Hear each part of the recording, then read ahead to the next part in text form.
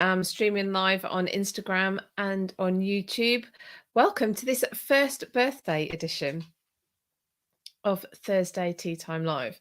So the first one of these was the 4th of February 2021. So we're now the 3rd of February 2022. So I am taking that as the first birthday. It is, which means we've been doing this a year. How fantastic. And a lot of you have been with me for the entire time, or for a lot of the time. So thank you very much. And yeah, and welcome. So let me get all set up. I hope everyone can hear me well. I can see people joining. Hi, Jenna. Jenna, thank you for your photo. Ready with under your blanket with your cup of tea. Lisa, Lara, Bobby Ann. Bobby Ann, I will make a special mention of you because Bobby Ann has just joined my Patreon. So thank you very much. And if you would like to join Bobby Ann and the rest of us over on Patreon, then I'll give you the details of that in a bit. Yeah, so thank you all for your support. Some of you have been with me for quite a long time. Some of you are new here, and welcome. Hello. Hi, welcome. Sorry about handle names if I get them wrong. Hello, Orlando. Everyone joining over there on Instagram, and hi, welcome to everyone coming in on YouTube as well. So yes, 1 year indeed, Kalina, 1 year. Can you believe it? I'm going to, I think today, if you'll indulge me, I'll give you a little bit of a background to me and to how Thursday Tea Time began, what the point of it was supposed to be, and yes, some of the, don't know, bit of a background. Bobby Ann, thank you. My information is incredible. Well then, thank you. So yes, so thank you everyone for joining me. Thank you for everyone. Hi Michael, welcome. Michael's been joining me for a long time. Lisa, birthday, woohoo! But also special thanks, as always, to anyone who's bought me a coffee, joined my Patreon, or supported me in other ways. So yeah, welcome. If you're new here as well, there's the channels are both growing. My YouTube and my Instagram channels are growing really quite quickly now. So I want to welcome any of you who are new here as well. If you love history, British history in particular, then you're in the right place. I hope everyone would agree, because we have hopefully interesting discussions. I think it must be, otherwise you wouldn't be here. I do try and give a different slant on things, potentially. That's just, I suppose, my way, because all of us have come to something with individual experience and maybe outlooks, and so I try and bring that into what I'm speaking about. My voice, I'm afraid, I'm hoping, makes it through this hour. I've had a very short cold, but it's got to my vocal cords. Hi, Orlando from Rio. Rio. See, I can do a little bit of singing, better not push it. Thank you, Bobby Ann, saying happy birthday. So how is everyone? The sun's out here. Now I am, as some of you would have heard me say before, I'm definitely solar powered. I just don't work well in the winter on the dark. It's really not my bag. I live in England. It's not ideal. Although saying that, we have some of the best summers. When our summers are good, they are the best. 2020 was a brilliant summer. So I'm hoping 2022 is a good summer, because I'm back on tour this year. So I'll tell you more about that as well. So for any of you who are new here, or just as a reminder, I am here every Thursday at 1 o'clock doing this Thursday Tea Time History Chat Live, which is a bit of a meander through history things I've been up to, things that are coming up, and history anniversaries as well, maybe history that's hit the news. I don't know. You also can put to me any history-based questions. Basically, as long as it's not out of order, I'll probably answer it. Lisa is sitting on an electric mat. Lisa, where are you? Are you in the UK? Yeah, it's really cold today. We're all going to have to be careful as well, aren't we, with the amount that we're spending. Marion, good morning. Good morning. It's early where you are, I know, and thank you for the happy birthday wishes. Thank you very, very much. So yes, there's a little reminder, if you're on Instagram, if you tap the screen, you can send hearts swimming up and make me feel very happy. And if you are on YouTube, you can click the thumbs up button, which is the like button. Northamptonshire, yeah, it is getting a little bit, it's chilly. The sun's out, but it's just very chilly still.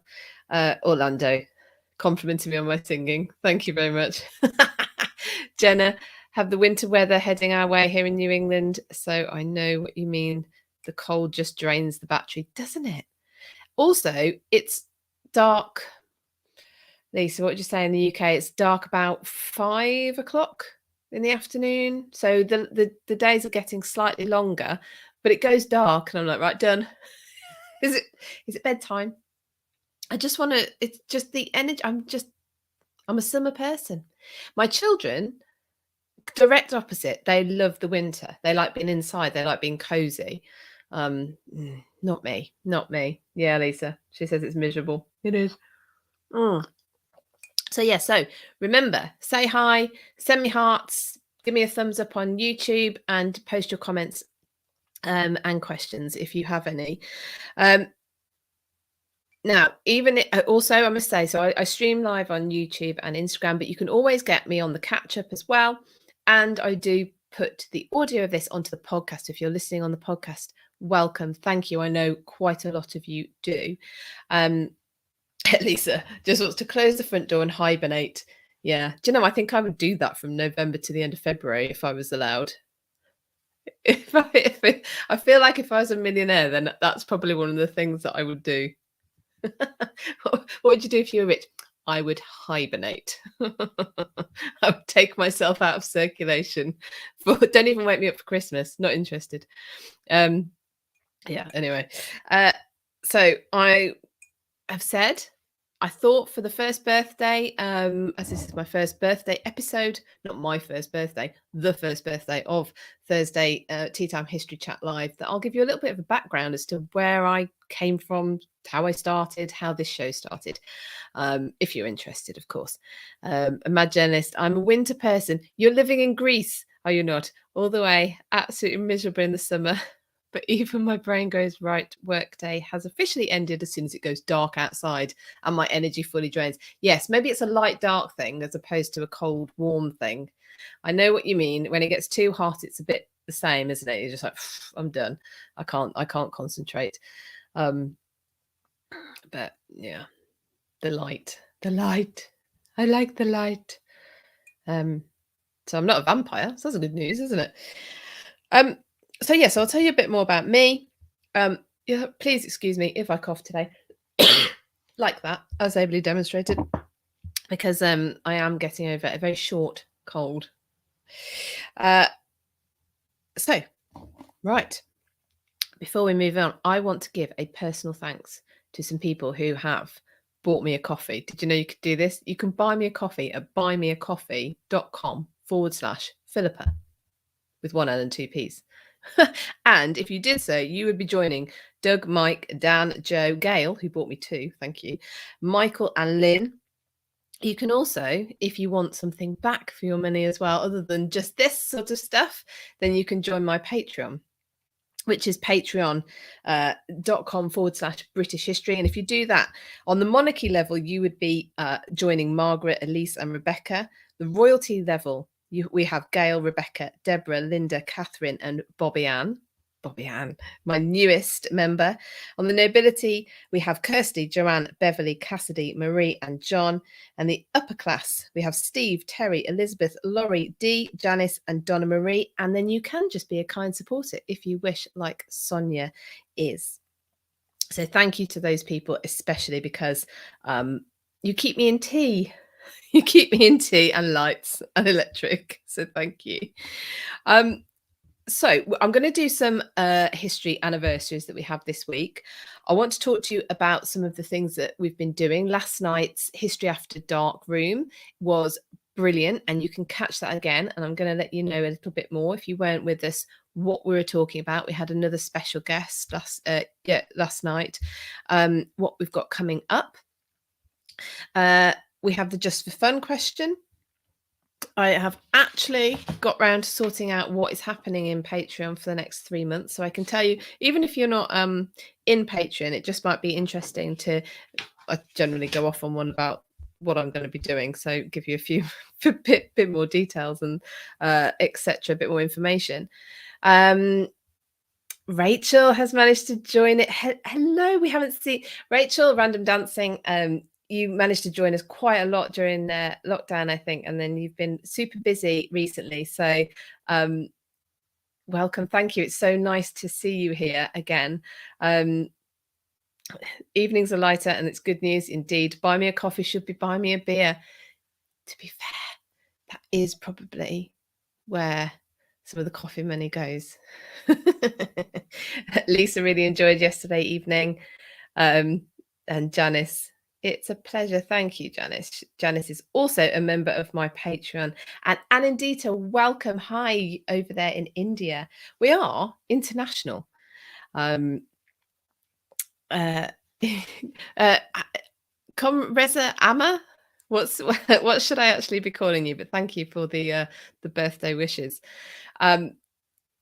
Yeah, we're international now. So we have online at the moment. We've got the UK, we've got Canada, we've got America, we've got Australia, we have India, we have Brazil, we have Greece. Who have I missed out? Emma. Thank you, Emma.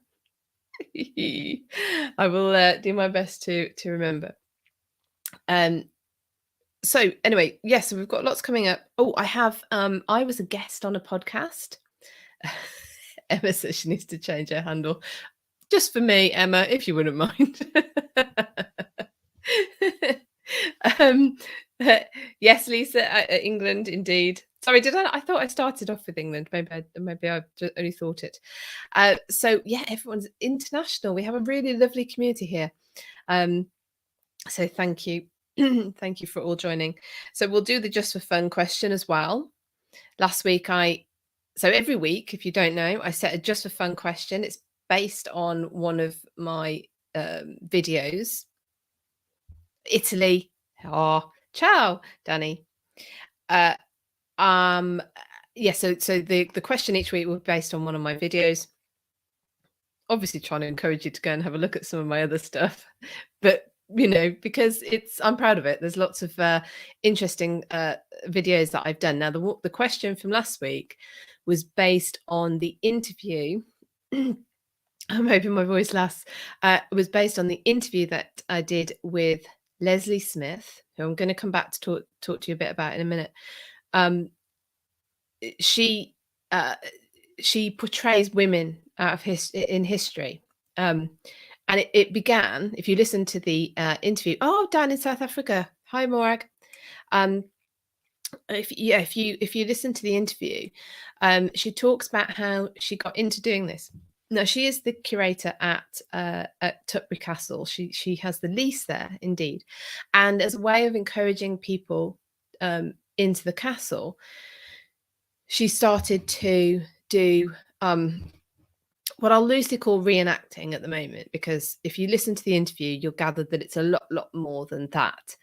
And she began with Mary Queen of Scots. Mary Queen of Scots was a prisoner at good afternoon, Danny. Was a prisoner at Tuppert Castle on 4 occasions, and for 11 months in the year prior to her execution. It's probably at Tuppert that she became embroiled in the Babington plot, which led to her execution in February. Where am I? 1568. Excuse me.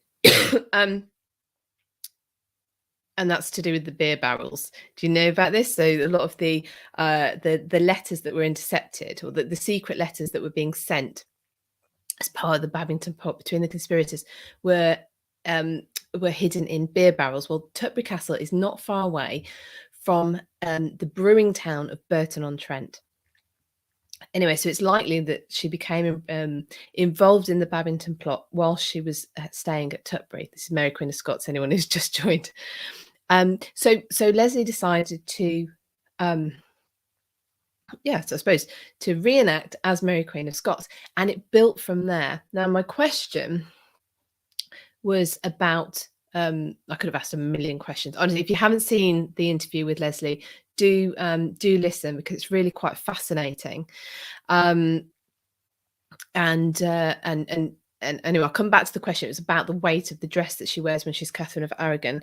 Let me just see. Imagine this. When we say they have the lease, meant to ask, do we mean they fully rent it as a residence, but they also have to run it, deal with it, restorations, grants and limitations, etc. I suppose it depends on who your landlord is. The landlord in this case is the Crown. So yeah, I think normally when you take on a lease of somewhere, you are responsible for its upkeep. It's not a residential property. You couldn't live at Tutbury. There's not enough of it left, but it's certainly run as a very successful business. And I'm going to come on to talk more about Tutbury. It is the topic of the Patreon blog, which is going live today when I finished writing it. Because Tutbury, so it's central England. This is why it's a good place to keep Mary Queen of Scots. It's about as far away from the sea as you can get. It's a long way from Scotland, whilst also still being a long way from London. So it was ideal, one of the most ideal places to keep Mary. She hated it. She hated it. And she was really poorly when she was here when she was at Tutbury as well. Awful things happened to her at Tutbury. I'll be talking about Tutbury on the Visit Tudor Britain room tomorrow on Instagram at 4 o'clock. So if you're around at 4 o'clock UK time tomorrow, I'll be going in depth into the story of the Tudors at Tutbury Castle as part of that room. That will either be going live on my Instagram channel or Tudor _times. I can't remember the Deb's Tudor.times or Tudor_times. But if you look out, you'll see I'm going live at 4 o'clock tomorrow. If you join there, I will be talking in more depth about Tutbury Castle and Mary Queen of Scots story there. The blog that I've done for patrons, that is about the castle itself. I mean, there's evidence that pre-Roman conquest there was an Iron Age settlement there. The Romans settled there. The Anglo-Saxons, after the Romans gone, had a settlement there. And then you go to the Norman conquest, and we get things started to be written down. And Tudor_times. Thank you, Emma Journalist. Thank you. You'll see it's got a lovely red logo if you've got the right one. I'd also encourage you to have a look at Tudor Places, which I think is Tudor_places. That's another one run by Deb Royal. Anyway, so the blog, if you're a patron, that will be coming out later. And it's called Tutbury Castle Dominance and Decline, because it was a significant, important, favoured castle, well placed. And then after Mary's incarceration there, of course, Elizabeth never visited, although Mary's son did, James did, but the decline in it meant it was very expensive to repair. And then we get the English Civil Wars, and the castle is a crown castle. It stands firm for Charles I. Charles I was there at times. So of course, what happens to all the castles that held out for the royalist cause? They get whatever was left of them taken down. So you have quite a ruin, but there's lots of it left still to see. And I go into this, actually. I'll go into it a lot tomorrow in the Visit Tudor Britain room on Instagram at 4 o'clock. And also, if you are in the Patreon, you'll see the blog. So there's that. I was going to talk to you a little bit, wasn't I, about how this got started. I don't know if you're interested, so I won't take long over it. But so it's a year today well, it's a year tomorrow actually, that I began doing these lives. And we were still very heavily into, I'm going to say lockdown, because it was some sort of variation on it. I certainly wasn't able to go and see many historic locations, but I was still wanting to share history with everybody, which is my passion, which is how I got into doing all of this. And that began back in officially 2014, when I set up my company, which is called History Holidays Limited, but we trade as British History Tours. And the idea behind it was, I'd already by that point been traveling about 10 years around history sites. Now, you'll all probably understand this. When you read about somewhere in a book, something happened, someone was born, somebody died, I don't know, whatever it is, significant events, and you want to go. You want to go and see where this stuff happened if you can. And I'm very lucky because I live in Britain and I love British history. So I'd been already traveling about 10 years around historical places for my own love of it. What I began to notice, because I was doing increasing amounts of research before I'd go somewhere. And then, by the way, you learn a whole heap more when you go, of course, which is another benefit of being able to visit these places. What I was noticing was, of course, that because of the way they're set up, because they're tourist attractions, a lot of them, people were just walking through and not really, they obviously didn't, they're walking through places that they didn't understand the significance. Well, they're just missing the stories around where they were. Hello, this thing of ours in Sydney. We're adding Australia to the list today. Hello, welcome. What time is it there? Early morning? Late night? Shall I tone my voice down? Go to sleep. Yeah. So and I just thought, God, I would love to be able to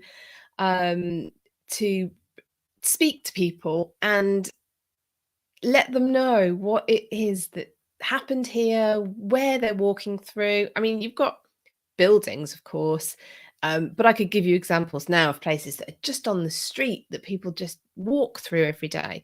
Fair enough, you can't spend your whole time sort of looking at things and thinking about the past. We do have to get on with life, but I'll give you those examples in a moment. And indeed, I got to know from my friends that today is the anniversary of your live chat.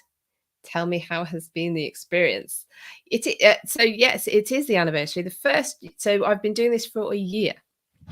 So the first one was last February the 4th. So yes, this is our first birthday. Just before I get onto those examples, the Mad Journalist Clubhouse has been kicking off for 2 weeks. We're going to move away from Clubhouse. I was going to come back talk about that. Oh, Lisa's also been having that trouble. So that's interesting. We're going to start coming off Clubhouse anyway and moving.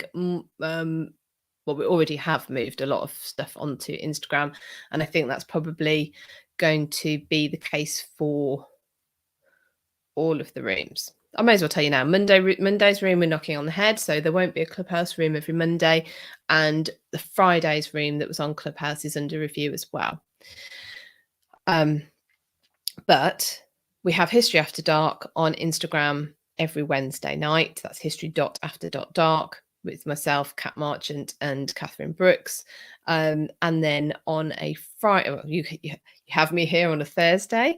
And then on a Friday, we do Visit Tudor Britain. And that's myself, Sarah Morris, who's the Tudor travel guide, and Deb Royal, who is Tudor Times.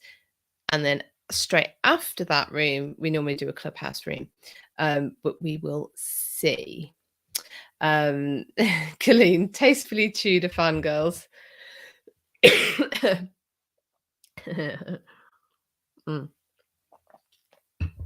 am going to have to keep drinking today because, as you can probably hear, my voice is a little bit shaky. Unfortunately, it's not because I've been singing too much. It's because I've been coughing too much. I promised you 2 examples of places that people just walk through. Now, they're very close to each other, and happily, I have videos on both. Who who would have guessed? But let me tell you about them anyway. One of them is the execution site of Charles I. That anniversary was only a few days ago, the 30th of January. And he was executed outside Banqueting House on the road that's now Whitehall. It was the Palace of Whitehall. The Weekly Club on Clubhouse, tastefully Tudor. Oh, okay, I see. Bye, Emma. See you later. Colleen has a best tea hat. What does a tea hat look like? Oh, Monica's joined in from Italy. Ciao. I've not seen you for a while. I hope you're all well. Monica's joined us on Instagram. Colleen, I want to know what's a tea hat. Oh, it's in a tea cozy. Are you wearing a tea cozy? Does anyone have tea cozies anymore? Right. So Whitehall, there's one. So if you stand on the pavement outside Banqueting House, a big hat, okay. And if you stand outside, Banqueting House on Whitehall, on the pavement there, you are standing where the scaffold was erected to execute Charles I in 1649, 30th of January 1649, and he was brought through Whitehall Palace. There was more of it, a lot more of it remaining than there is now. And he actually had walked through the Banqueting House. Now, inside Banqueting House, on the ceiling, if you haven't been and you're coming to London and they're open, try and get into Banqueting House. It's calm. It's quiet. It's quite weird, actually. You walk through and you're on Whitehall, but it's quiet. Anyway, the ceiling paintings are by Rubens, and Charles I actually had those commissioned. He commissioned those, and there's lots of stories in the paintings, of course, but it depicts his father James going up to heaven, being received into heaven. Now, he would have walked under that painting. I remember Charles I and his father fully bought into the divine right of kings. So Charles I isn't really nervous of dying in the same way, actually, as his grandmother, Mary Queen of Scots. He knew that he was being, I was going to say martyred, not quite martyred in the same way as his grandmother was, or was seen to be. But he for a cause. He knew he was being executed because of a cause, or at least that's what he would have thought. So he's led through Banqueting House. He's led out of a window which is now blocked up, I believe, or I believe he was brought out of the window that is now blocked up, should I say, and onto the scaffold. Now, there was I don't know if there was 1 or 2 gates, because so in my video about this, and this is something I need to go and find out about, the Holbein and the Kingsgate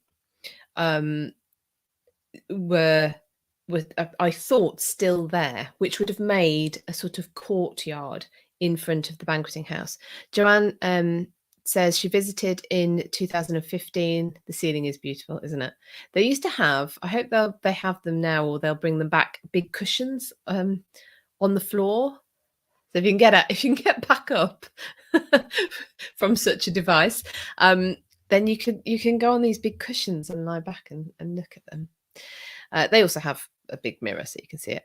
The scaffold, was the scaffold on the street side or at the back? So on the street side, Joanne. So like I say, my understanding was that the Kingsgate and the Holbein Gate was still in situ at the time of his execution, which would made this sort of courtyard into which there was a crowd. It was packed. Pepys was there, the famous diarist.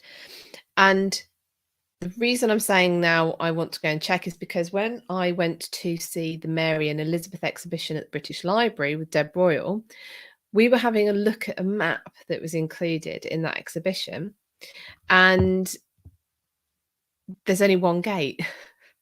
And we were really confused. So anyway, that's why I mentioned that.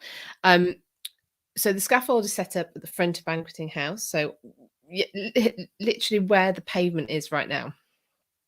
And as a final act of humiliation, the low block was used. So usually when someone gets their head chopped off, and they were of nobility, they would have had a higher block so that they were effectively on their knees.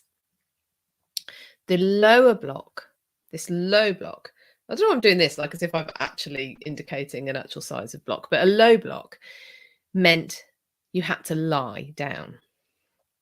Okay, so it's a final act of humiliation. So Charles, instead of being given the higher block, which would have allowed him to kneel, he was made to put his head on the low block, which forced him to lie down as this final act of humiliation. And where that happened is a busy street. Actually, it wasn't that busy last time I went, but that's because of the travel restrictions. Hopefully it's a lot busier now. Excuse me for coughing. So there's one. Now, not far away from that, at the top of Whitehall, and again, surprisingly, I have a video. I think I've done a couple on this because I love it. Absolutely fascinates me. Is a traffic island. I call it a roundabout, but I was told that they're not roundabouts, they're traffic islands, or the traffic islands. Anyway, it doesn't matter. There is a statue of Charles I on horseback. Right, there's loads that's interesting about that. For a start, it was commissioned during his lifetime. It was hidden during the Commonwealth, and it was brought back out after the restoration of the monarchy and plonked in this spot. The significance of that spot goes back to when an Eleanor Cross in you tell me and I'll tell you, when an Eleanor Cross was placed there. That Eleanor Cross was destroyed by the parliamentarian forces. That is the one that the Victorians did a replica of and now stands outside Charing Cross station. But some of the regicides that were hunted down and executed by Charles II when he was restored, they were hung, drawn and quartered on that spot. There's a lot of circular history here.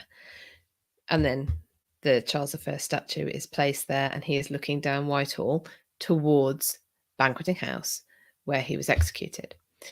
So there's just two examples of the types of places that got me interested, or interested in telling the stories of places, but really passionate about sharing those stories with other people, which is why I ended up in doing it with my first business, British History Tours. Imagine, says in Greece they call them mini roundabouts, so I'm not wrong. Cool. They call triangular ones traffic islands. Oh gosh. Oh, don't give me another element to try and work out. But what's really interesting, again, it's a place where people just walk past. Statues are odd anyway, because most statues, I don't think people who are walking past them, including myself, know who they are. Who are they? Why is there a statue to them? Why is it there? There's always a story behind all these things. Now it's a traffic island, but it's quite a large one with pedestrian crossings coming to it, so that people can cross from the Strand, from Whitehall, from Trafalgar Square, so from Pall Mall. So they're all it's a bit of a, and people just obviously walk past it. So it's that kind of thing that got me passionate about it. So I set up my company in 2014. I didn't do a tour until 2018, just because I was green. And I didn't know what was involved. It just took a long time to set up. So British History Tours started touring in 2018. We had a fantastic 2018. We had a brilliant 2019. The rebooking rate was insane. something like 60% of the people who came in 2019 had come with me in 2018. Now, bearing in mind the tours I do are top end luxury, because we hire out Hever Castle. We have small, there's only 20 people on a tour. They're, top notch, whatever. And then 2020 should have been the year. Should have been the year that everything actually started to properly fall into place. Anyway, that obviously didn't go to plan, and wasn't able to bring it back in 2021 either. So, in order, though, to keep spreading the history, keep talking to people about places and historical characters, stories, etc. I'd obviously got Instagram, Facebook, YouTube set up. YouTube I wasn't doing that much with, and that really had just been a route into people finding me for the tours. With everything with the pandemic, I decided actually I really like just being able to do this, communicating with people about history who just love it, and don't we all need a diversion right now anyway? So began to do a lot more on Instagram. I'd already started actually on YouTube doing This Week in British History, which was a weekly show that summarised some of the key events that had happened in that week. So that was 2020. And then in 2021, I broke those down into individuals, which is why you've got lots of short videos on my YouTube channel from last year, and started doing these weekly Thursday Tea Time Lives so that I could interact and you could ask me questions, or, tell me something you've seen in the news about history or whatever. And so that's where we are. And that's why these Thursday Tea Time History Chats started a year ago. So happy first birthday, everyone. Thank you for keeping me going. I hope I've helped you as well. I know some people, lots of people actually have written to me saying that these kind of chats and the what began on Clubhouse, and I'll come back to talking about those in a minute, has really helped people through it. And I have to say it's helped me, and it's helped my colleagues too. I am very excited to be getting back on tour this year. Now, when I am on tour, I won't be able to do obviously these long chats on the weeks that I'm away, but I will be sharing parts of it on you'll see that I'm away because I'll be sharing photos on Instagram, Facebook. I do Pinterest a bit. I'm trying with Pinterest, and occasionally TikTok. I just can't be everywhere at once, can I? But I am trying. So anyway, that was a bit about me. So I hope that was a little bit interesting. Let me just have a look. I've talked about the anniversary. So we always talk about history anniversaries. We've talked about Charles I. That anniversary has just gone past. And did you know, was it 12 years later? Again, I've got a video about this, and I put a post out on Instagram. Oliver Cromwell, so head of the Parliamentarian Forces, he was the what was his title during the Commonwealth? Lord Protector of the British, of the English, or of the Commonwealth. Sorry, he was posthumously dug up from his tomb in Westminster Abbey, dragged on a, what do they call it? When someone's dragged to Tyburn, can't think of the word,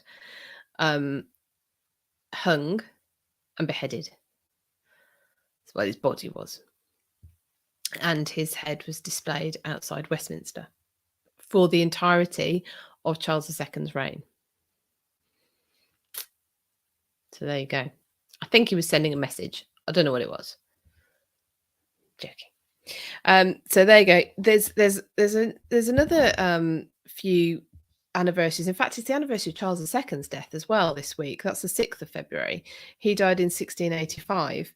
Now, Charles II Bobby, no idea. I don't know what he was trying to say there. Charles II, when he died, for all that, he's the party king. He's got mistresses left, right, and centre. He left no legitimate heirs. This happens, doesn't it? Left no legitimate heirs. So his brother, James, Duke of York, he'd been really active during the Great Fire of London, helping bring that to a conclusion. He became James II. That's when it all kicked off. Because it's a long story, but basically James was a Catholic. Now, I've just finished The Tomb, that is Anne Somerset's book about Queen Anne. Anne was one of the daughters of James. Imagine, it says that must have been a ripe one, proper unhygienic. Yeah. Can you imagine being the one who actually has to get the body out? Oh, yeah, I know. You'd be like, thanks, Charles. Cool, brilliant. So James II, his daughters are. Oh, Colleen's given me another anniversary that I don't. I'll have to look that up. Sir Francis, the Vicar of Hell. I don't know that one. So James II, so his daughters Mary and Anne had been educated during the reign of Charles II, and he had to have his daughters brought up in the Protestant faith, although he remained Catholic. Now, when he came to the throne, the way I read it is he was actually quite a religious tolerant, made out to be a religious tyrant by the people who wanted purely Protestant faith. Now, this is where James II is the one who's eventually pushed out, and he goes to the continent. And then, of course, for the next 3 generations, you have the Jacobite rebellion and issues, because after James, you get Mary, and then Anne, and then, of course, you get the Georgians. Well, the James's line is still alive at that point. His grandson is still alive, but anyway, that never manages to alter the Protestant line of succession of the English and subsequently British after Anne's throne. Excuse me. We also have. Has anyone? Lisa, I think you will have heard of this, Janice, because this is a British story. But anyone heard of the Busby Babes? Now, the Busby Babes were the very young Manchester United football team, and I say football in a British way. Football. So the Man United football team. And there was an awful an awful air crash as they were trying to, Lisa, yes, the football team, as they were trying to take off from Munich in a snowstorm. Really incredible. Why? I don't know. It was the 3rd attempt at trying to take off. The plane got off the ground and quickly. It didn't make. Yes, soccer, Jenna. It did. The plane didn't make altitude. It hit a tree. It smashed into a house and a gas store. And so people. So I think most of the team died, and a lot of people were injured. But it's like any. Imagine any team right now that you see or hear about week in, week out, and the team's obliterated. Extremely sad. It really rocked everyone. That was in 1968, 6th of February. 6th of February, not a great date, if we can all get through. So if we can all get through the 6th of Feb, I'd be really grateful. Lancelot Brown. Anyone heard of Lancelot? Capability Brown, you might have heard of. He also he died. That's in 1783, though, a little bit earlier. Now, the reason I mention him is because before I knew about Capability Brown, I hadn't realised how much of the quintessential English countryside was man-made. Excuse me. So Capability Brown, that's his nickname. So his name is Lancelot Brown, and his nickname is Capability, because he could see the capability, or what we would call potential, in the landscape. And he was a landscape architect, though I don't know if that was a term that would have been used for him then. And he was brought in by people who owned big country estates, and he would Genesis a lot mention him in documentaries about palace gardens. Yes, so he was responsible for a lot of the design. I think Blenheim might have been one of his as well. So anyway, you've got a country estate sat on the top. The house is set on the top. There's rolling hills. There's a lake, or normally a lake, with a stream running into it. Maybe another hill at the other side, and a folly. This is all Capability Brown. Hand dug. I've got a feeling Hever Castle might have had a Capability Brown. I might be wrong. Garden at one point. Places like Bowood House. If you look at there, I think Chatsworth might be a Capability Brown. So now, that's supposed to be the English countryside, and it's man-made. So that's not natural. But there would be, in order to create the lakes, they would dam off streams. There were if there were villages in the way, they might just be removed. If you were where the lake was going to be, that was going to get flooded. This is rich people vandalizing the homes of the poor people in order to have a nice view. So, there you go. That's why I find it quite fascinating. So there's some history history anniversaries for you. There's a bit of a mix there, wasn't there?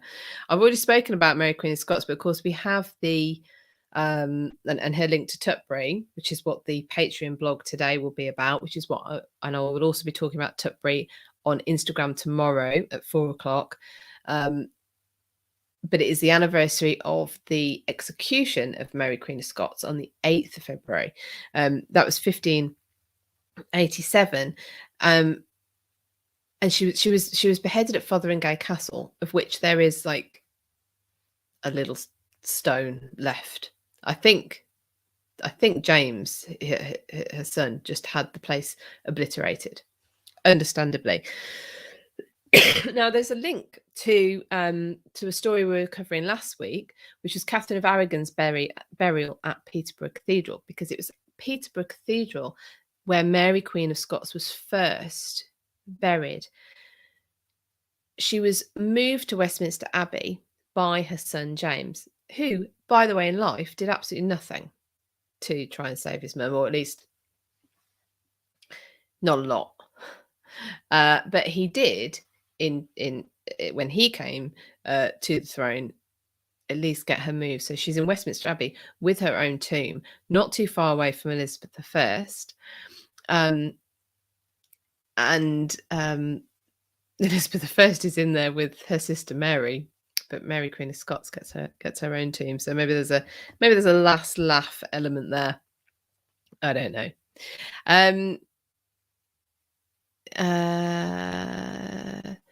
Emma, talking about the 6th, the Queen will become a platinum queen. So Queen Elizabeth, our current Queen, is 70 years on the throne. Is that the 6th of Feb? So this is obviously the Platinum Jubilee year. If you are here, I know some people have been in contact with me about doing private tours in June. There are extra bank holidays in June. Well, there's one extra and one's been moved, so that we end up with a 4-day weekend around the Queen's Platinum Jubilee celebrations, which should be very fun. Should be very, very fun. And I'm sure there's going to be lots and lots on. So if you are coming to the UK, or you're in the UK, you either might want to get involved or might want to avoid places on those days, because it's going to get busy, I'm sure. But yeah, so there you go. I have I've shared today. Shall I come back to this? I'll come back to this actually. Jenna says it's ironic how Mary I, Elizabeth I, and Mary Queen of Scots are how they're buried. Yeah, well, yes. So Elizabeth ends up in the grave with her sister, half sister Mary, or you could say Mary ends up in the same grave as Elizabeth. Elizabeth's effigy is on the top. There's nothing to show. I mean, there's an inscription, but there's nothing to show that Mary is in there. And then, Mary Queen of Scots is really, really close. Now, of course, the women didn't meet in real life, as far as we know, despite what the films say. They didn't meet in real life, and yet they're buried so close to each other. Excuse me. So, now, what else have I got to tell you about? I am sharing this weekend in my newsletter. If you're not already signed up to my newsletter, I'd recommend it, because that's where I kind of summarize everything that I've been involved in, and you can sign up to that on my website, britishhistorytours.com, or you can follow the link from my bio on Instagram. And in there this week, I've got a link to a podcast that I was on as a guest, talking about St Swithin and Swithin Wells. Now, it's Cassidy Cash's podcast, which is That Shakespeare Life, and she was asking me about St Swithin because it's relevant to a Shakespeare play. But through doing the research for St Swithin, I also came across, and she had also come across someone called Swithin Wells, who was also made a saint. So there's two Saint Swithins, but he was a contemporary. He lived during Elizabeth's reign. He was executed during Elizabeth's reign. Anyway, so I'm talking about that on that podcast. So if you sign up to the newsletter, you'll see that. I've also shared a link to that podcast on my Instagram story. Colleen says, Mary Queen of Scots never met Elizabeth? ? Maybe that made her death warrant easier to sign. Let's talk about the death warrant. Yes. I think it made her whole attitude towards Mary easier to stomach. Now, the Elizabeth's council, Cecil in particular, were anti-Catholic, anti-Mary. I mean, the story goes back a long, long way, right back to when Mary was still married to the Dauphin, Francis, the Dauphin of France. When Mary died, Mary Tudor, Mary I died, the King of France, and so I don't know how the mechanics of this work, but started to get Mary and Francois to use the arms of England on their badge or on their arms. That was an open claim to the English throne. Now, that's because Catholic Europe didn't recognise Elizabeth as the legitimate successor to Mary, because they didn't see her as legitimate at all. They didn't see the Anne Boleyn marriage as legitimate, and therefore Elizabeth shouldn't have been able to inherit the throne in their eyes. So for Mary to display the English coat of arms on hers was this open act, really. Now, there's the beginning, and Mary wouldn't have known that her position would become more and more unstuck as she got older. You know, she could not obviously have anticipated where that would have ended up, but that is the kind of thing that that Cecil just he had no intention of ever doing anything but destroying Mary. Now, Mary was incarcerated in England for nearly 20 years. Of course, she came to England voluntarily, so Cecil didn't have anything to do with that. But once she was here, she was quickly she quickly went, "Hi, Rennie, thank you, happy birthday to my live, thank you." She was quickly she quickly went from being a guest to being a guest in inverted commas. You know, she was being very carefully watched, very carefully watched, held, and eventually the news was broken to her that she was in fact a captive of her cousin Elizabeth I. In fact, as she turned up to Tutbury the first time. So anyway, that will be in the visit Tudor Britain tomorrow when I go into Mary's story at Tutbury. Excuse me. Oh, my voice isn't doing too bad. How long have we been going for? 56 minutes. Oh, okay, doing well. So Mary is a captive for a very long time. Now, what is really interesting, and patrons, you can see a interview with Leslie Smith about Mary at Tutbury, and I might make this public because it's almost 12 months old now. She talks about the conditions that Mary was kept in at Tutbury. Now, initially, they were good. Very quickly, they were not good. And by not good, I mean they were, I suppose, they would engender disease or, you know, just bad health. So, for instance, she was held, where she was held at Tutbury, it was damp, there was mold on everything. Mary complains that every 3 days there's more mold on the hangings, on the windows. So whatever they did, it was still it was still very, very dirty, very musty. And this is at a time where it's not too far from the truth, is that they believed in miasma, so that the disease would come through the air. Really not far from the truth. Through smells. She was below her lodgings were below the privy tip for the castle, so the stench of human waste was there. So from that, I mean, that's just the physical. I said just the physical.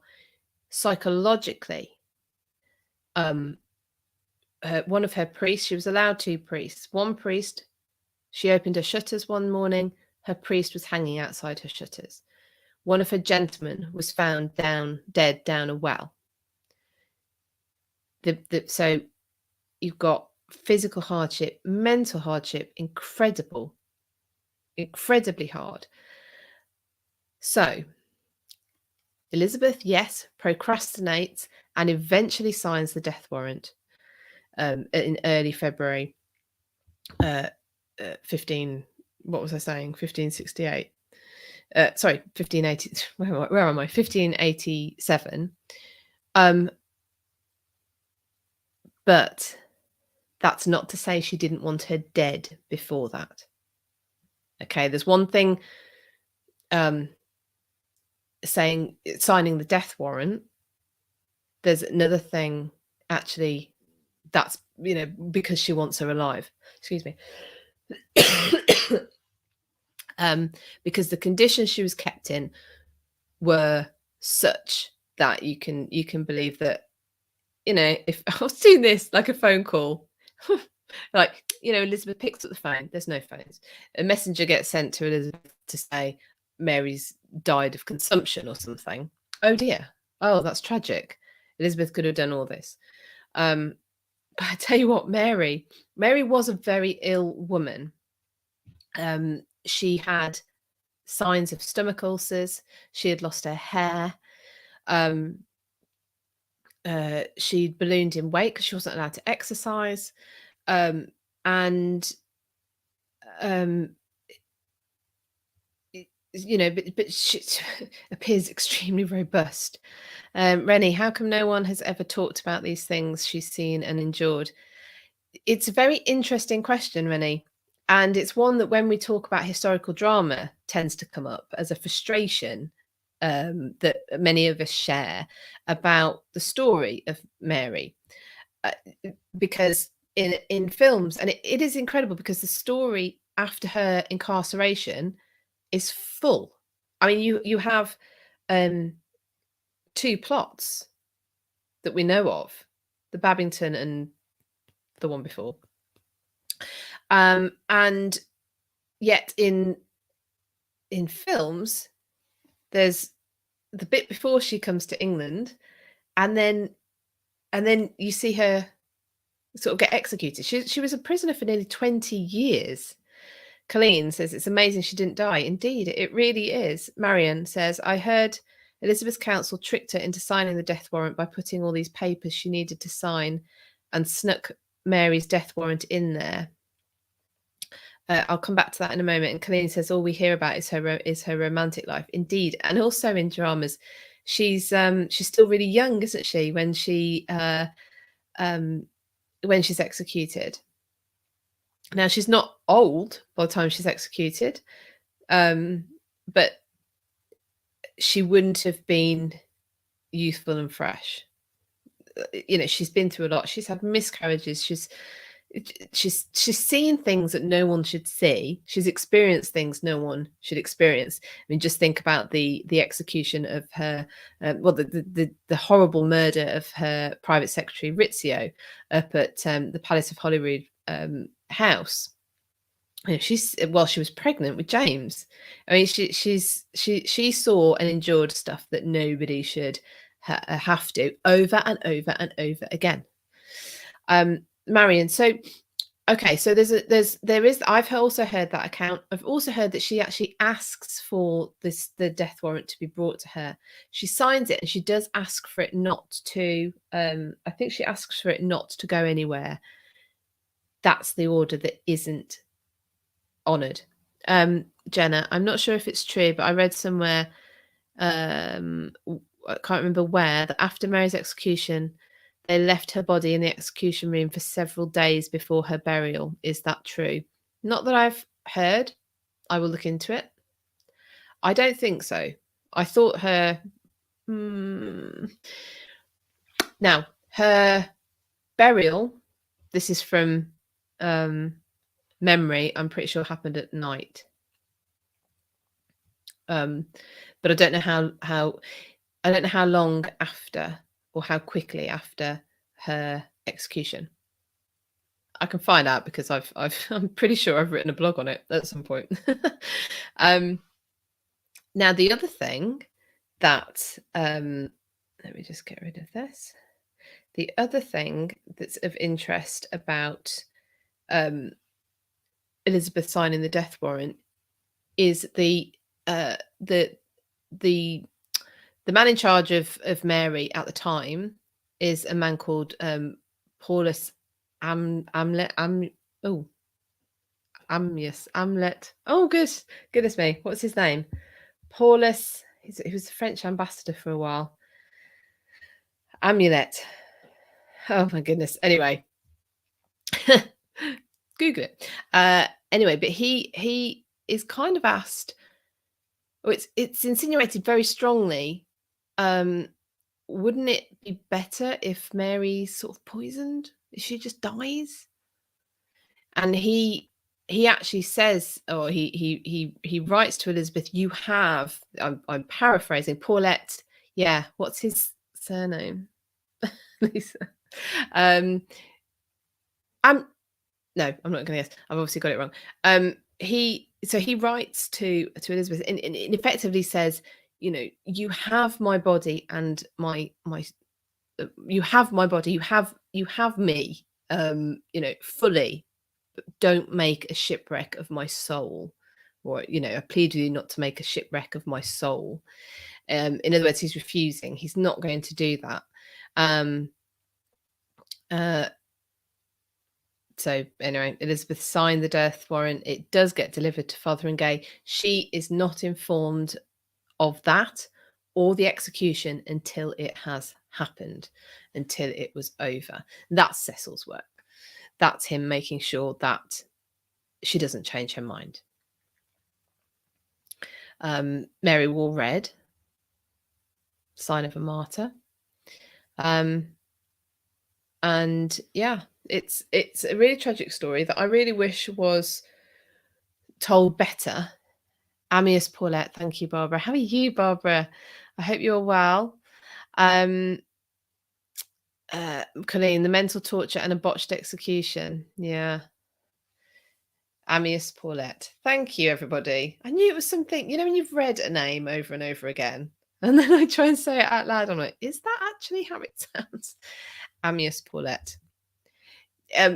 Fluent French speaker, like I say, had been a French ambassador. I remember Mary spoke fluent French. She had French attendants. She spoke Latin and she spoke obviously English.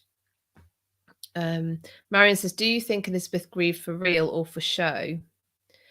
I think Elizabeth's panic was real. Because it carried on for the rest of Elizabeth's life. So there was some real regret there. Although she typically blamed Mary for putting her in that position. So it was regret for the position she'd been put into, I think, as opposed to regret for killing Mary. However, we've also talked about earlier the fact that they didn't meet. And I think there was a number of reasons for that. It made it easier when it came to do what she had to do. But also Elizabeth was scared of or wary of being compared to Mary. Mary, at a time, I mean, Elizabeth was a tall woman, but Mary was even taller. Mary was nearly 6 foot. They both had the Tudor red hair. Mary was she 11 years? She was around about 10 years younger than Elizabeth. Now, we know Elizabeth was always concerned about that. And indeed, Colleen says here, chopping off a queen's head is a little bit too close to home. Of course, remembering Elizabeth's mother's fate, Anne Boleyn's fate. And indeed, I'm sure that must have played on her mind. I'm sure it must have done. So yeah, better than fiction, right? So how is that not in the films? All of the rest of Mary's incarceration. Jenna thinks she did have regrets about the execution. If you look at it, she had to put herself in the same place as her father. Yeah. And yeah, there's probably lots of elements. I mean, where was Mary's son in this? He wasn't going to do anything. He didn't want to have a joint monarchy. He didn't want to invite his mother back to Scotland. It's one of those as well, isn't it? You think, oh, there's so many other ways that could have worked its way out. Colleen gave her son. I don't think Elizabeth gave James the crown out of guilt. That was already in the plan. It was already the motion. Yeah, things were already in motion in order for that to happen. Lisa, if Elizabeth can execute Mary, then others could execute Elizabeth. It's one of the big drivers for Elizabeth. One of the big justifications that she was given was, you are in danger whilst Mary lives. But what happened? Those who didn't care for Mary, you remember Rome didn't come to Mary's, I mean, they said stuff, but nobody launched an attack on England proper to rescue her. In fact, early on in Mary's incarceration, Elizabeth didn't really want her. So, did the French, do you want her? No. Rome, do you want her? No. Scotland, do you want her back? No. So she ends up staying in England. Really, I don't think Elizabeth even wanted her incarcerated in England. So where was I going with that? I don't know. Yeah. So, but the transition to James was the motion. Yeah, everything was already in motion anyway. But certainly Elizabeth, it seemed to bother Elizabeth for the rest of her life, what she'd done, or what she'd been, or in her eyes she'd been forced to do. Yeah, which is an interesting difference, isn't it? Anyway, shall I lighten the mood? We just talked about execution. So I've talked about Tuppert loads. Patrons, look out for the blog when I finished it, where I'm talking about the castle, because it's got a very long history as well. And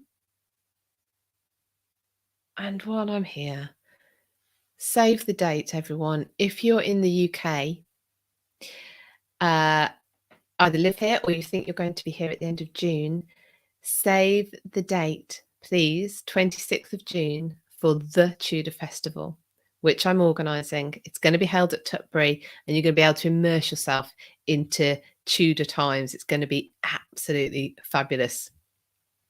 Oh, Lisa, yes. Shall I do the question now? I shall do that. Oh, Renee, thank you.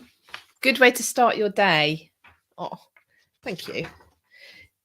Anyone out there who's got, do you know, I would actually love to do this for a proper living. Can you imagine? I'll wake you all up. Oh, Renee's coming in July. Yes. Yes. Well, if it goes well, it shall be repeated.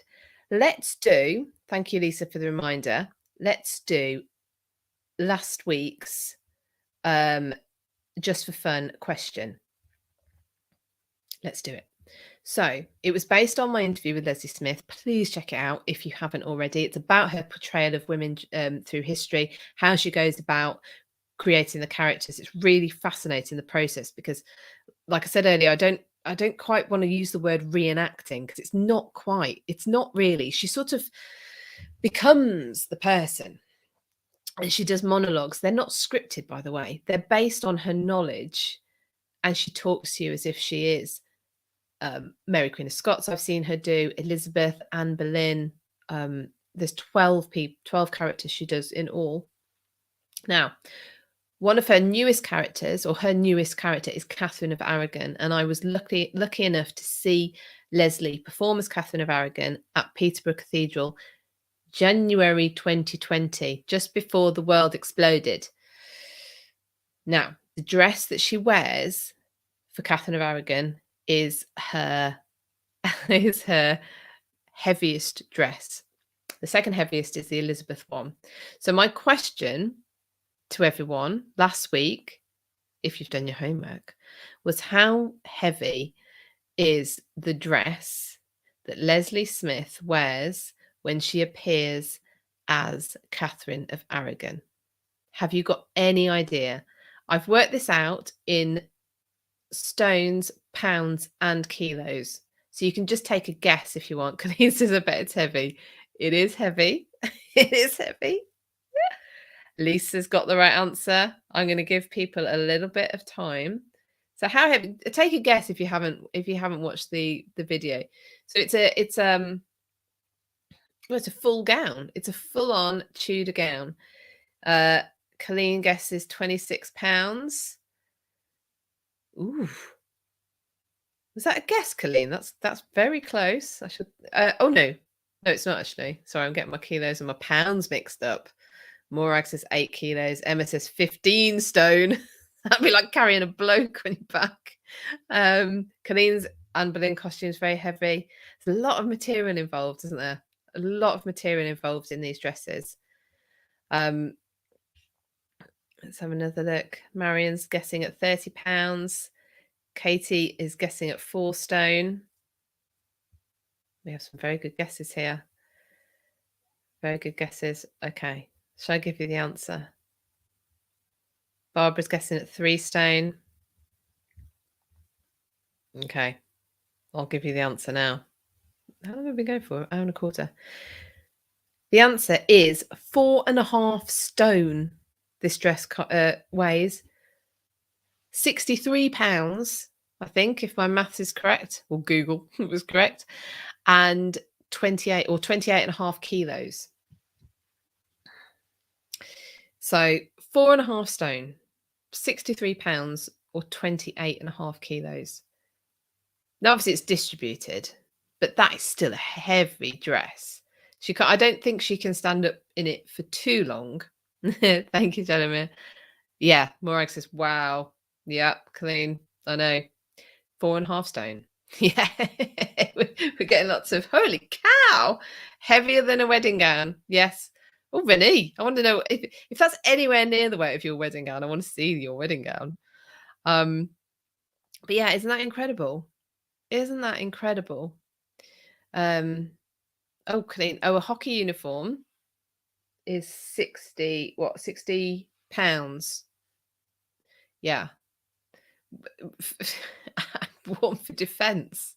You know, this is a gown worn for Bobby Ann was going to guess at 72 pounds. Well, you would not have been far off. Yeah, Renee, you can show me one day. So I'm going to set next week's question then while we're here, everyone. This is linked to yesterday's History After Dark room, which I'll let me tell you a bit more about that in a minute. I did an interview with Phil Downing, who is the house manager at a place called Harvington Hall. I do need to see it. I need to see what a 4-stone gown looks like. A wedding gown. I think it sounds impressive. So I did an interview with Phil Downing at Harvington Hall, and he's the house manager there. We talked to him on the History After Dark room last night about his time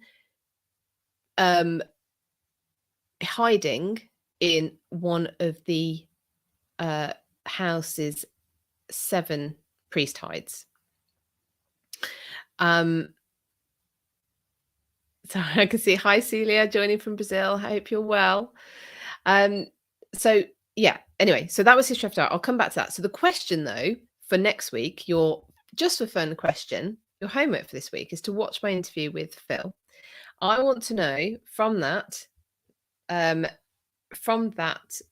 chat, you can find out when was the Elizabethan phase of Harvington Hall began.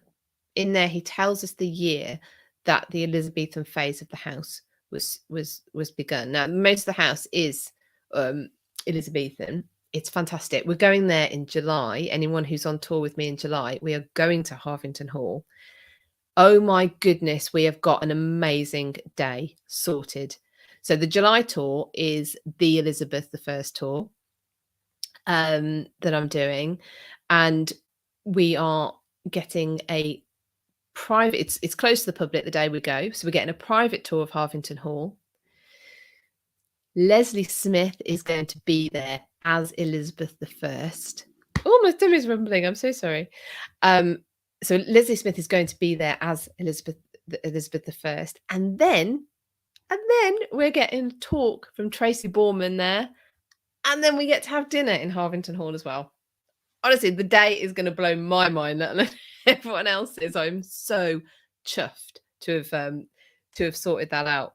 But yeah, so anyway, back to it. So we had Phil on last night on History After Dark, and if you check out my interview with him, then you will be able to find out the answer to this week's question, which is, when was the Elizabethan part of Harvington Hall built? Sorry, I was getting a little bit distracted. Colleen, the July dates are 18th till the 23rd of July. Yes. Honestly, I'm so excited. It's going to be wicked. Absolutely amazing. So well proud of myself. Pat on my back. So, so History After Dark last night. We had Phil on. If you didn't manage to join us, we were actually quite well behaved last night for History After Dark. For History After Dark with Phil involved. I mean, Phil, if you think we go off the rails sometimes, honestly, Phil is my stomach is really rumbling. I need some birthday cake. Phil is just very, very funny. And Jen's birthday is the 18th of July. Well, you know what you need to be doing for your birthday. Morag, definitely want to join you on a tour one day. I would love to welcome you. Thank you, Duran. Happy first birthday to me. Thank you for sharing my immense knowledge. It's a brain that's full of all sorts of stuff. Nora says last night was very tame. Colleen can do June. Awesome. Get it in the diary. Mad Journalist says, really proud of last night's chat, actually. It only devolved at the very, very end. So you can still catch it at history.after.dark on Instagram. We were asking Phil about his time hiding in the priest hide. Now, Harvington has 7 priest hides. These were built during the time that you were not allowed to be a Catholic in Elizabethan England. And the priest hides were built in order to hide your priests. But you actually had, he didn't mention this yesterday, but they had hides that were big enough for a person, but there were also my stomach's really rumbly. I'm so sorry if you can hear that. But there were also places for the accoutrements of the mass to be hidden as well. So houses would have all these sorts of like nooks and crannies, and if yes, they might not have found a person, but if they found the chalice, or they found whatever, the vestments of a priest in a house, so it doesn't matter. They're just going to rip the house apart to find the rest. Now, Phil's experience of being in the priest hide for 36 hours, which I think he said the longest time they know of someone hiding in a priest hide, I think he said, was 10 days. During Elizabeth's time, not voluntarily, which is what he did. 36 hours in the priest hide, and he was talking to us about his experience of just trying to keep quiet. Colleen, I can't believe he did that. The being in the dark. How do you tell the time? The going to the toilet. Of course, we had to cover that. And watch the chat if you haven't watched it already. It's really insightful, and he found it insightful. And just the effect it had on him. Excuse me. The effect it had on him to be in that dark, cramped, dusty place, and he was safe, but just that experience of being in there left him quite shaken afterwards.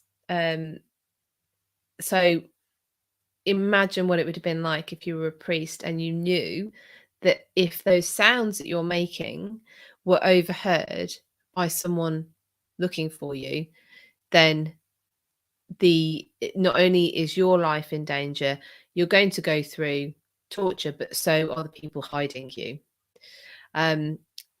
Jenna said it was great, so much interesting information. Yeah, we're very proud of it. He is very, very interesting. So you can watch my chat with Phil on my YouTube channel for the answer for this week's Just a Fun question, but you can also check out our chat with him last night on History After Dark on the history.after.dark handle on Instagram. Next week, we actually know what we're doing next week, which is amazing. Next week, we are discussing Britain's greatest monarchs, which could be a contradiction in terms. Jenna says the fact they can hear you sleeping is scary enough. So one of the things that Phil told us was that when he was asleep, so there's a caretaker at the house as well, so he would be checking on Phil, and he could hear him breathing when Phil was asleep through the walls. So that's just his breathing that could be heard. Can you imagine? So the having to keep quiet, any kind of movement, anything was it was able to be heard. But next week on History After Dark, we will be talking about Britain's greatest monarchs. We're going to be looking at one of the magazines that's out at the moment here has a number of nominations from historians. We're going to be discussing their nominations. We're going to be putting forward some of our own, and we're going to probably come up with some kind of scoring system for them. It's probably not going to be hugely scientific. It's going to be probably just, I don't know.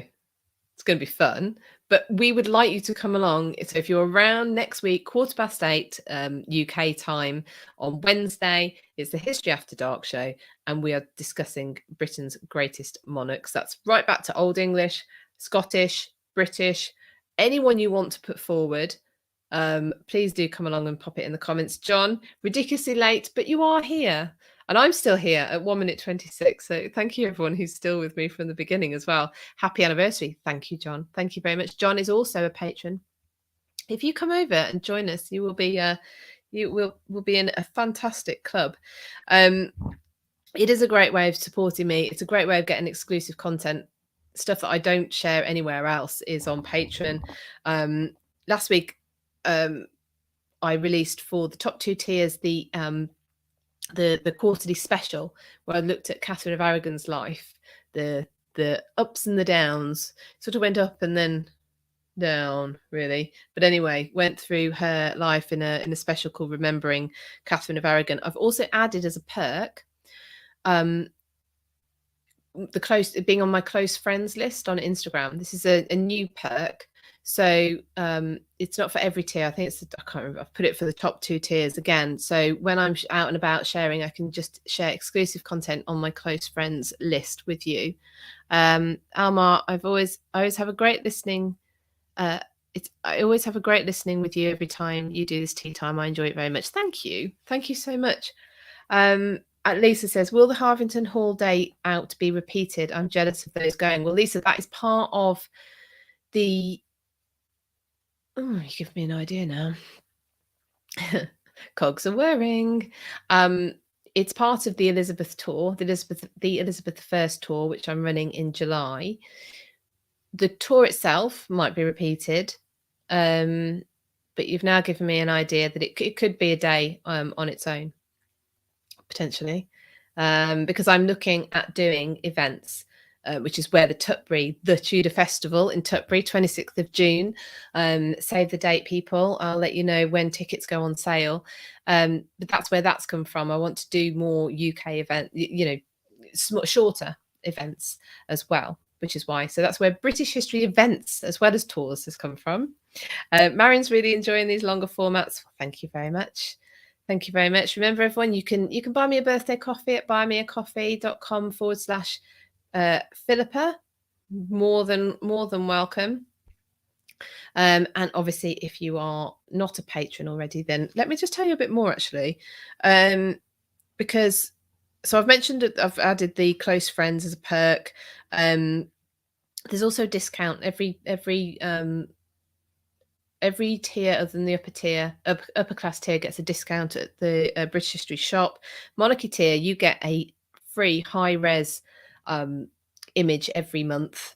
Now I'm interviewing Gareth Russell. Right, so now, John, I know you've put in your questions. Janice, I think I've got questions from you, haven't I?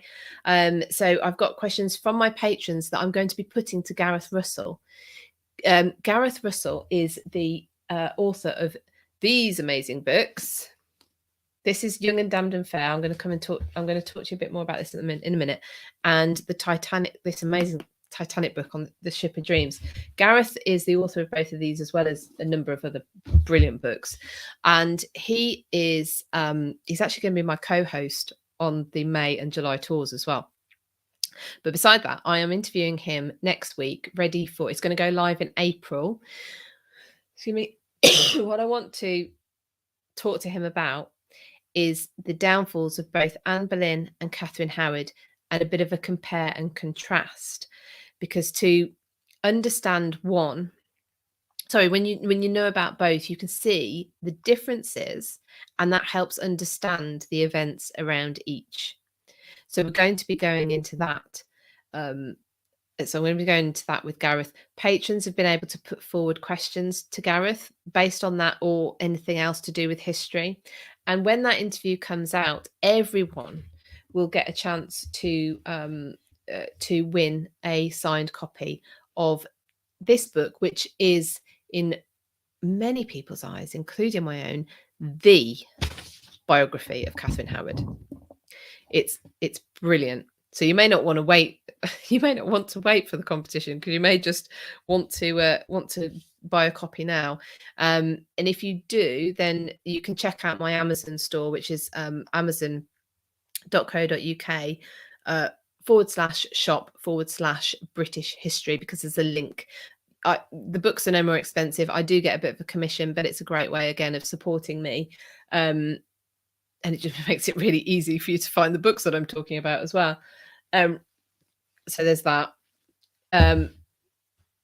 So that's going to be great. But if you are I was going to say, before I do move on, I mean, you can look, you can see all my notes on this one, the Titanic book. If you're interested in the Titanic or the Edwardian era, this is a brilliant book, because it covers Anglo-American relations as well. So for you, either side of the pond, it's a really good book. You can find a link to that on my Amazon shop as well. So coming up on Bobby's just bought that one. Yeah. If anyone's on tour, by the way, in May or July, and you've got one of Gareth's books, bring it with you, because he will sign it for you. Colleen's just started the Titanic one. It's fantastic. It's, again, another one that I listened to on Audible and then bought it. Colleen's on Audible, yeah. Well, that's exactly what I did. I listened to it on Audible. The narrator is lovely. I can't remember her name, but she's got a lovely voice. Really easy to listen to. And and then I just bought the book. Marion, I love the Edwardian era, and that's why I enjoyed it so much. Yes, it's brilliant how he weaves in so many different stories. Obviously with Titanic as the key in the middle, but there's lots to understand. And he tells it so well, so easily to sort of take in. Hi Meg, how are you? Clean, and then you get the book as well. Yeah, exactly the same as me then. Now I'll tell you what I've got coming up on Patreon, because even if you're not a patron, I'll end up talking to you about bits of it anyway. Next week, I'm looking at Hereford Cathedral and the medieval treasures there. Now I've spoken about Hereford, I think. You want to see the ring? Colleen's asking to see the ring. It's citrine, and that's a little bee on the top. That's everyone else. Yeah, it's a Tiffany ring. Michael's got to go. So you've been with me. You've been from the beginning, Michael. Thank you. Have a great day. John says it's excellent. The Titanic book is 3/4 of the way through. Thank you, Colleen. So thanks, Jenna. So so next week I'll talk about probably talk about Hereford, but in Patreon you're going to get a more in-depth look. They've got the Mappa Mundi, which is a medieval map of the world. They actually don't at the moment, but they normally have a 1217 version of the Magna Carta. They've got the chained library. It's a fantastic cathedral, so I'm going to be doing a focus on that next week. Lisa, citrine is a stone of abundance. Yes. Oh, keep wearing it. And then the week after I will be live, so I'm going to be this Well, it'll be shorter. It's always shorter when I'm on location, but I will be coming to you live from a location, which the patrons already know where I'm going. But I will. I'll leave it as a surprise for everyone else, and that's because I'm going to do a walk around of the place. But I will do a live for this as well that day. Then in March, I'm going to look at the Prince of Wales, the title, where it comes from, why is it given to the heir to the English and subsequently British throne, and the Prince of Wales feathers as well, because there's stories behind all of this, and it's very, very interesting. So I'm going to be covering that. I'm going to do a virtual tour of Acton Court for patrons, and then there's going to be another live from a location to be disclosed. In April, I will be doing a blog on the Tudor siblings.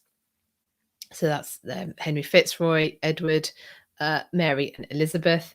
And then Gareth's interview that I've just spoken about, that will come out in April as well. And then my quarterly event. Now this is a bit of a challenge to myself as well, but I think it's going to be well worth it. Is a beginner's guide to the Old English kings. These are the people, these are the kings, these are the rulers that came before the Norman conquest. It's so tempting to always just go back to William and then go back to William and then go from that point forward for a whole host of reasons, not least that everything was written down a bit more systematically, etc. The names are easier. Do you know your Ethelfrith from your Ethelfred from your everyone else? Anyway, so we're going to be doing that beginner's guide to the Old English kings.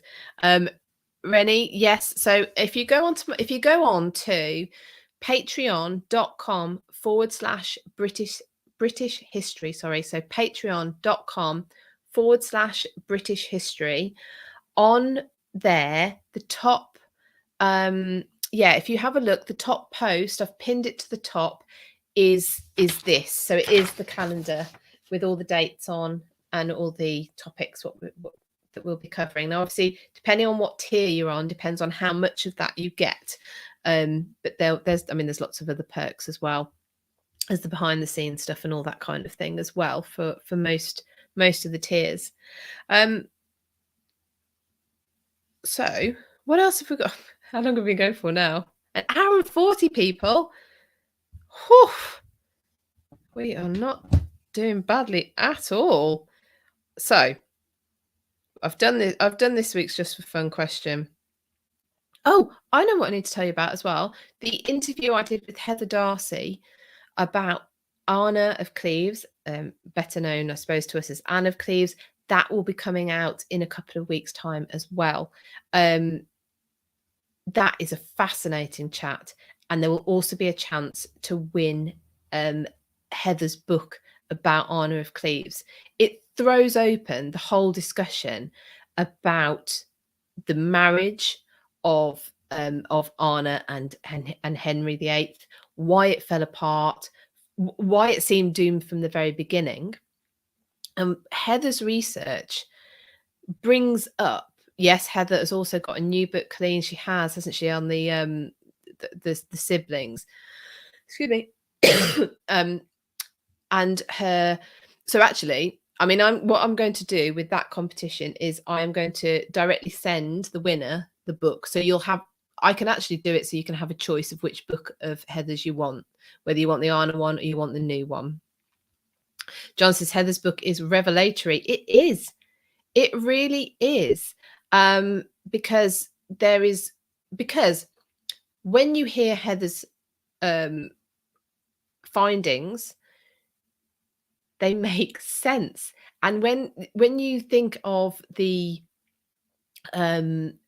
story that we've had about Anne of Cleves and Henry's marriage, it just, anyone else, did it just jolt a bit? Did you not just, you think, well, really? So he's so annoyed, he's so put off by the fact that she doesn't recognize him.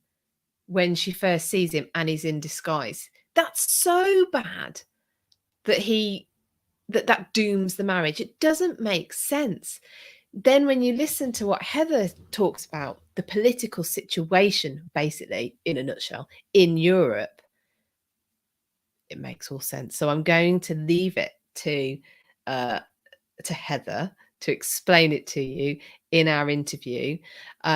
It's absolutely brilliant. She's got anyway, it's a visual one. Leslie's was a just an audio one. With Heather, it's visual, so you'll be able to see, because she has some illustrations as well, which help understand the story a bit. So that will be coming up as well in the next couple of weeks. So there's lots going on. So before I leave you, just a few reminders. I will be live again tomorrow at 4 o'clock, talking about in the Travel Tudor Britain room.